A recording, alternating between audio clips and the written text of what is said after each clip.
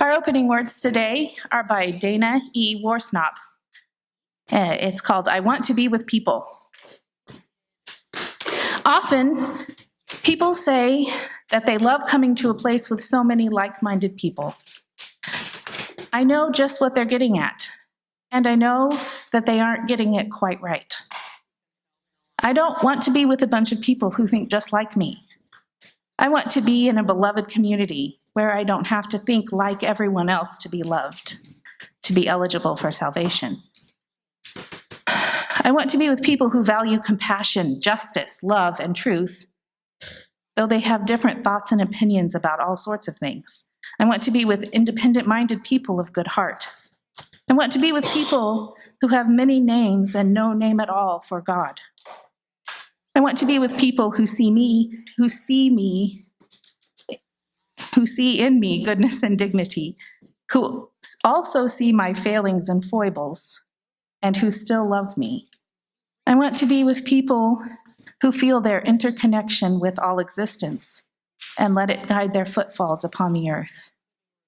I want to be with people who see life as a paradox and don't always rush to resolve it. I want to be with people who are willing to walk the tightrope that is life and will hold my hand as I walk mine. I want to be with people who let church call them into a different way of being in the world. I want to be with people who support, encourage, and even challenge each other to higher and more ethical living. I want to be with people who inspire one another to follow the call of the Spirit. I want to be with people who covenant to be honest, engaged, and kind, who strive to keep their promises and hold me to the promises I make. I want to be with people who give of themselves, who share their hearts and minds and gifts. I want to be with people who know that human community is often warm and generous, sometimes challenging, and almost always a grand adventure. In short, I want to be with people like you.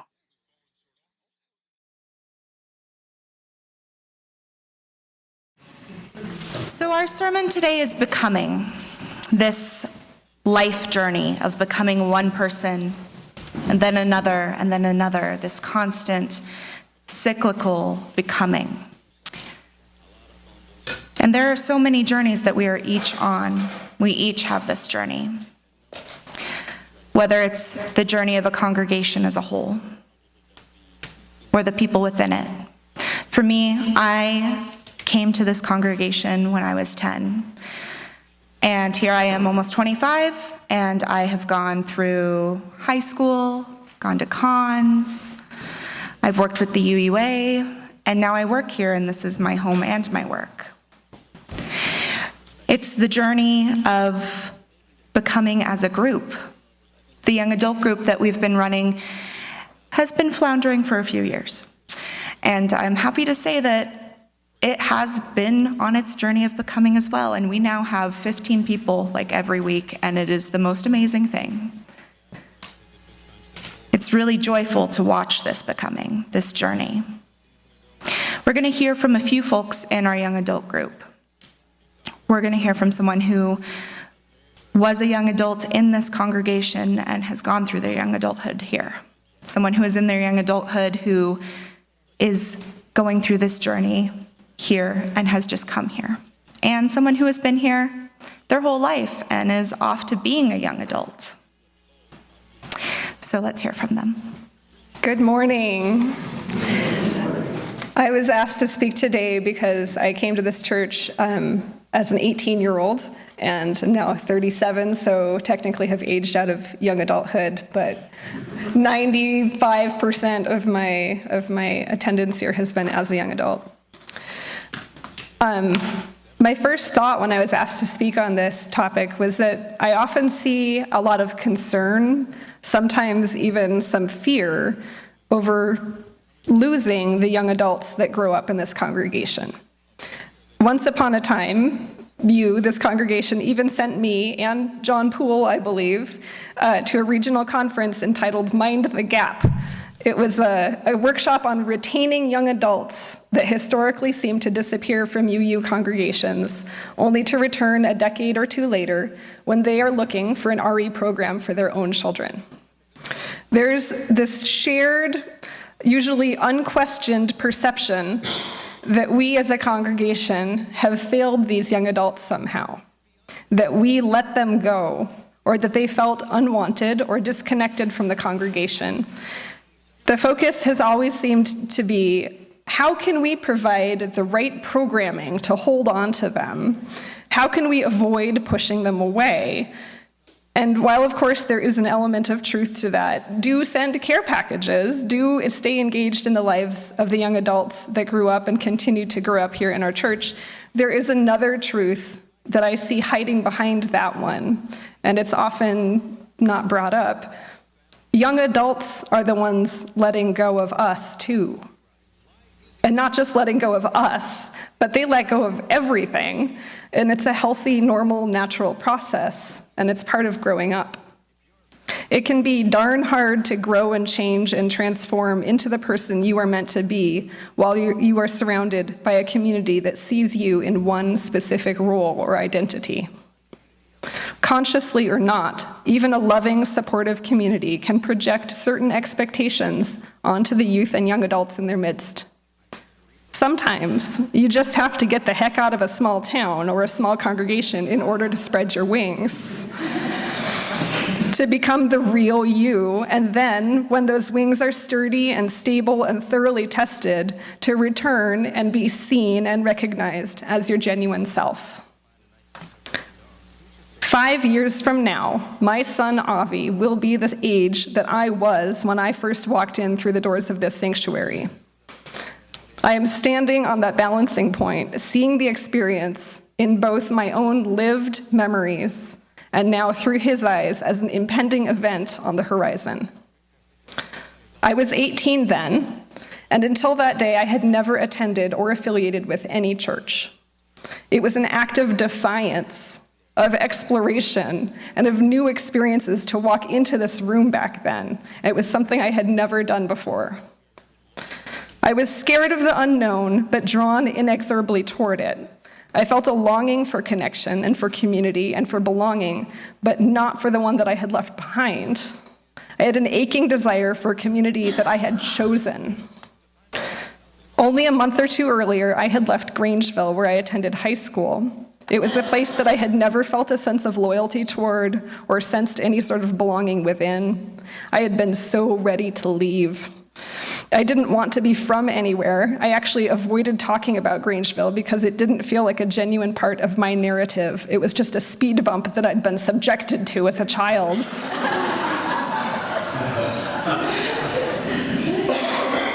Stepping into young adulthood is very often synonymous with breaking free from a number of things.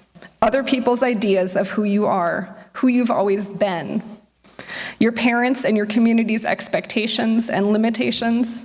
Suddenly, no one is the boss of you, and the dreams that you might have kept hidden for 18 years are suddenly yours to explore. And what better way to test the waters than to do it far from home? So many kids that grow up here in this two-university community with LCSC and NIC, also both only a short drive away, choose to leave this area when they graduate from high school. Some travel all the way to the other side of the world.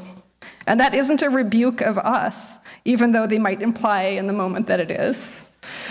I have the proof. It is this. Have you ever noticed how many of them come back? It's a whole bunch of them. I know many people that grew up here, got the heck out, and then came back again. And they didn't come back because there were no other options. They came back because of the sense of community and the open arms that they knew would be here waiting for them. Please also remember that for every youth or young adult that is pulling away right now, looking toward uncharted territories and holding their secret dreams close to their chests, we are also a destination for the youth and young adults who have made their way here. A Unitarian Universalist church is the ideal incubator for self-invention, whether you were raised in one or stumbled into it later as I did. When I first walked into this beautiful room almost 20 years ago, nobody here knew me. I didn't know how to relax into a seat next to a stranger. I didn't know any of the hymns. I didn't even know how to follow along in the order of service to figure out what was going on. I was super nervous. I probably didn't even stay for coffee. And none of that was anybody's fault. It wasn't the lack of programming. It just was. But I left feeling giddy with hope. And I came back. And because you didn't know me, not in spite of it, I was able to make mistakes. So many mistakes. I was able to test my wings and fail at stuff and flail around until I flew pretty confidently. And at the very same time, I remember being happily surprised when there was a girl from one of my elementary ed classes over at the university who came to a service. I was so excited to share this treasure of a congregation with her, this undiscovered gem. I approached her during coffee hour, having been here a whole 3 months or so and feeling a sense of ownership. And I enthusiastically asked her if she had any questions or if I could show her around, and imagine my surprise when Ginger told me she had grown up here. She sure didn't act like it. As I recall, she didn't come back again very often after that for quite a while. I knew her from school, but not from church. This was around the same time that John Poole and I drove to Portland to discuss retention of young adults, and I was on a mission to build a thriving young adult group. I failed at that, too, more than once. But thank you, Veronica, for sticking it out. And yet, look at us now, Ginger and I, even though she's probably honeymooning still right now. One of us had escaped to this refuge of a church and decided to put down roots. One of us needed to break away and then return to lead the community in uncountable, amazing ways. And the young adults of our church today, whether they were born into this congregation or they walked in just last week, or those whose parents are still sitting right here while they themselves have made their way far, far out into the world, they will be okay too. They're growing and they're transforming and becoming. And at the same time, your role, my role, those of us now firmly in the grown-up set, is to remember that while young adulthood is both a time of escaping and of embracing community, our role is to keep our hearts and arms open and be willing to greet them as if they've never been away, to keep our minds and eyes open and see them as they are now, and to let go of that idea that we ever needed to hold on to who we thought they were. Thank you. Good morning. I'm really nervous, so I'm just going to dive right into this. I'd like to start by saying that I sure was surprised to find out you're still considered a young adult in your early 30s. I don't exactly feel young at this age, but I don't exactly feel adult for the matter, so I guess I count. I wish I could stand up here and hit all the UU bullet points, wrap up my story in a neat little bow of connected values and principles, but it's going to be a little messy instead. In my experience, that's what becoming is, and that's certainly what my transition has been so far. I first came out as trans in a young adult subgroup, the Dungeons and Dragons one, to be specific. At our first meeting, we were told to go around and introduce ourselves by name and pronouns, and I was caught off guard because I'd never been asked my preferred pronouns before. Of course, I messed it up. I knee-jerk responded she, her, but later rectified that to he, him in a group chat and haven't looked back ever since. So when I was asked to speak on the topic of becoming and what the young adult group has meant to me, my initial reaction was, well, duh. I guess I am a young adult after all. That was closely followed by where do I start and how much do I share? Because it wouldn't be hyperbole to say that the young adult group saved my life. The young adult group was there for me while I made those first steps towards social transition, followed by my foray into medical transition. The young adult group was there for me as friendships came into question, family members grew distant, and my marriage crumbled around me. The young adult group was there for me after my dad told me, while he still loved me and supported me, I shouldn't use our name anymore out of respect for previous generations. That last one was the kicker. I don't care how much you say you love or support a person, asking them to no longer use their last name, the one that connects them to and identifies them as a member of a particular family, strikes me of the opposite and sends a very clear message. I know now that my dad was saying, I don't know how to talk to your grandmother about this. But what I heard was, I don't want people to know you're my kid. Now, I don't want to go into too much detail here, but that was my lowest point in this whole coming out process. And thanks to connections made through the young adult group, I didn't do anything stupid in response to it, tempted as I may have been. And I say this as a securely rooted atheist. Lord, was I tempted. The young adult group means more to me than I could ever adequately express. It was my first real taste of not just community, but queer community, at a time when I most needed to be seen and understood and accepted for who I am. Every Saturday is a beacon at the end of a work week full of breath-limiting binders, gut-punching she, her, ma'am, moms. It's not Ellis, it's Ellis, not Elise or Alice. And that one guy at the gym that won't stop giving me weird looks. Not to mention the occasional, thankfully rare, close call with men who have openly expressed in my presence what they would do if they encountered a transgender person in a public restroom. I only hope we continue to grow as a community so we can continue to welcome and uphold new young adults cycling through, as I myself have been upheld and made to feel welcome. When I was asked about speaking on becoming, I went for a pretty cheesy direction because that's just kind of how I am, so bear with me. I get great satisfaction from being kind. I don't know who to credit, parents, UU community, genetics, but it is deeply fulfilling for me to make connections with others. I make an effort to give others compliments and be intentional in words and actions, and I think generally I am successful. I am the designated Hufflepuff of my friend group, so I'd consider that a win, if you're Harry Potter familiar. However, I am also a pretty talented overthinker, and my academic philosophizing can sometimes undermine my good intentions. I spiral into doubt and confusion with little escape. For example, let's say I tell someone how much they mean to me, and I know they appreciate it. That makes me happy and proud. But if I'm proud, does that mean I want to be kind for selfish reasons, or am I just grateful for a positive connection? Am I being nice because I think that it'll put me in better social standing, or I'm being nice because I want to be nice? Does that cancel out the good, or is it still a good interaction? I know that I'm more open with my love than a lot of others, but does that mean I'm a better person? Do I think I'm a better person? Does thinking I'm a better person make me a worse person? It gets me in a lot of loops.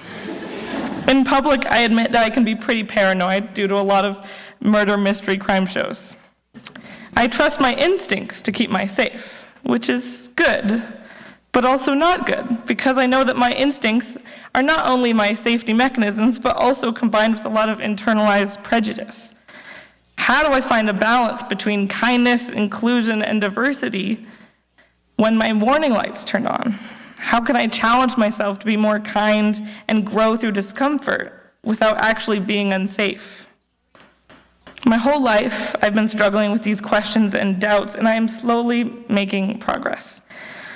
But high school especially has been the time when I've explored and tried to find my footing in a world that sometimes seems pretty unpredictable and scary. But the UU community has played a unique role in my path to becoming a more authentic, kind self. Coming to cons and other youth events, youth and young adult events especially, I was blown away by everyone's genuine openness and inclusivity. It was beautiful, but it was also very intimidating. My self-righteous middle school self, who often thought better of herself than others, was placed maybe for the first time in a situation where people didn't look to me as like the good, wholesome friend. Everyone was the good, wholesome friend. I was amazed by a person's introversion being a great way for them to express kindness and support from behind, and also the leaders in the community who welcomed everyone with open arms and made new friends with such ease. I was intimidated because I had always been seen as the kind one, but for the first time I was like, there's so many different ways to do this. I had only seen one model of being a good person or being a role model or being a leader. But then I slowly realized through talking to people that they're all just normal people trying to figure out life too, and I am not different from them in that. They're being themselves, genuine themselves, and that makes them exude a confidence, a kindness, and a generosity of spirit that allows others to grow with them. So, as a message to myself, I think that going into the future, moving into a young adulthood, I need to practice staying grounded within me, what I feel is right, and using that to help be a more well-rounded and positive member of all the communities that I am in. All right. So, as you feel called to do so, I'm going to ask that 3 people come to the front mic and share what they've been reflecting on in less than a minute, hopefully. Per person, not in total. I'm Jim Wendell, and I'm so happy that I got to be here for this. I want to thank Marissa for holding that group together all these years. It has clearly been much more than I had any idea. I want to thank all the speakers and all the participants. Even us old farts have actually been through some of this shit, pardon me. But, and we are more or less available. So thank you again for sharing. These are very touching, very important for us to hear. I was also one of those 18-year-olds who arrived in this congregation, not having had a church home before. And that was in the days when we were still meeting at the K House over in Pullman, when we were a community of 30 to 40 people. And we were about a year into being a congregation with a minister, a part-time minister. And I still remember walking in that first year or two when he would hand us readings as we came through the door and invite our participation.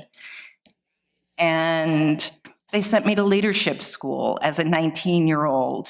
And I can't begin to tell you how much that support meant to who I am today. There was also a reading group on campus. Well, it started off as a book group, but we met at Gambino's at 4 o'clock every Thursday afternoon. And it was mostly a UU group talking about all the issues that the young adults are facing now. And 40 years ago, I was that person that my daughter is right now. So this conversation is helping me to think about what she might need and how important you all have been to her growth so far. And I just want to say thanks, both for the gifts to me and the gifts to her and the gifts to the community.